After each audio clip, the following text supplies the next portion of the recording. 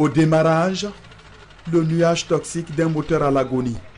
Un vieux taxi increvable, comme il y en a tant dans la ville. Bienvenue à Va-Voix. Les taxis brousse sont les principaux animateurs du transport des populations, desservant quotidiennement les différentes sous-préfectures du département de Va-Voix. On va à la Sipsi, Guabafla, Dedafla, on va sous Gokroso. On va à les taxis là comme ça, on se défend avec ça un peu. Tu as vu, non? Comme on n'a pas l'argent de Massa d'abord, voilà. Nous on met 4 derrière, 3 devant. Ça fait 7. Chauffeur, on ne compte pas chauffeur. Si derrière là est plein, on met pareil là en haut. Les sacs là, on peut prendre 20. Qui veut tenir compte du confort et de la sécurité ne peut emprunter ces véhicules. La carrosserie a subi des soudures multiples et perforées par endroits. Pas de rétroviseur, pas de vitres et le coffre arrière reliant la carrosserie par une corde. Un conducteur tente de justifier l'agonie dans laquelle se trouve son véhicule. Le plus important pour nous, c'est d'arriver à la destination. Des conditions difficiles de travail qui n'inquiètent pas les conducteurs des taxis brousse. L'expérience fait la différence. Si tu n'as pas de doyen, vraiment tu ne peux pas. Tu peux pas. Où on rentre là, même les 4x4, il y a des coins où on rentre là, il ne peut pas travailler là. Et quand il pleut? Quand il pleut là, non, là c'est gâté. Quand il pleut là, c'est gâté mon ami. Souvent, voiture même, ça va foncer.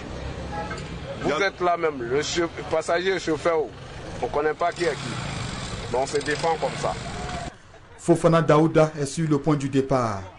Le conducteur est coincé dans son propre véhicule surchargé. Difficile de faire la manœuvre.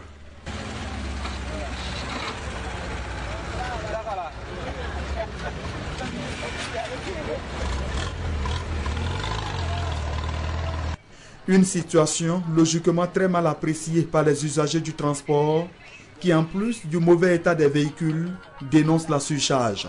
Nous sommes 7 passagers dans le camion, plus le chauffeur, ça fait 8 personnes. Bien serré. En réponse aux critiques des clients, les conducteurs contre-attaquent. Pour eux, les passagers n'ont pas le droit de se plaindre. Le client ne peut pas se plaindre. Il connaît. Et c'est en brousse qu'ils vont goudronner.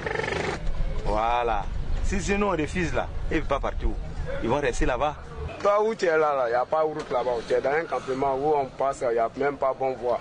Presque 20 ans, il n'y a même pas de route. Là, tu as été imposé. C'est que tu as marché venant en ville. Je suis obligé de prendre.